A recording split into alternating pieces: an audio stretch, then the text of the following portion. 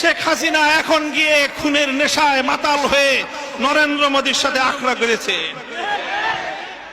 যদি সেখান থেকে বসে বাংলাদেশের স্বাধীনতার উপর কোনো হস্তক্ষেপ করার চেষ্টা করা হয়, তাহলে বাংলাদেশের মাটিতে ভারতীয় দূতাবাস থাকতে পারবে না।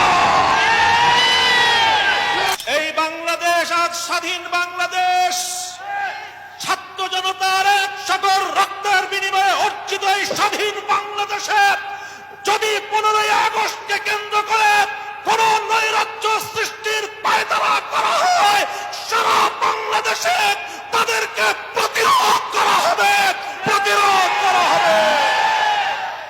বিগত 45 বছর ধরে শেখ হাসিনা প্রতিশোধের রাজনীতি করেছেন, প্রতিশোধ দিয়েছেন আমার বাংলার তাওহীদি জনতার বিরুদ্ধে, প্রতিশোধ দিয়েছেন বাংলার স্বাধীনতাকামী মুক্তিকামী জনতার বিরুদ্ধে, প্রতিশোধ দিয়েছেন বাংলাদেশের ছাত্র জনতার বিরুদ্ধে, প্রতিশোধ দিয়েছেন এদেশের হেফাজতে ইসলামের লক্ষ লক্ষ নিরপরাধ মানুষের বিরুদ্ধে।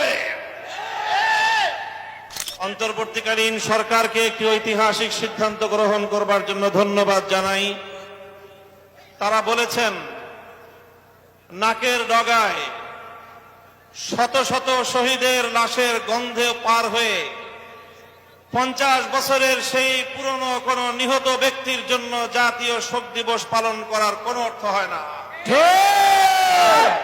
এজন্য 15ই আগস্ট শোক দিবস বাতিল ঘোষণা করে একটি ঐতিহাসিক সিদ্ধান্ত গ্রহণ করেছে। এজন্য আমি অন্তর্বর্তীকালীন সরকারকে ধন্যবাদ জানাই। আরেকটি বিষয় আমি দেশবাসীকে সতর্ক করতে চাই, হেফাজতে ইসলামের নেতা কর্মীদেরকে সতর্ক করতে চাই। ইতিমধ্যে আপনারা বিভিন্ন যোগাযোগ মাধ্যম, সামাজিক যোগাযোগ মাধ্যমে দেখেছেন পরাজিত শক্তির ফ্যাসিবাদী নেত্রী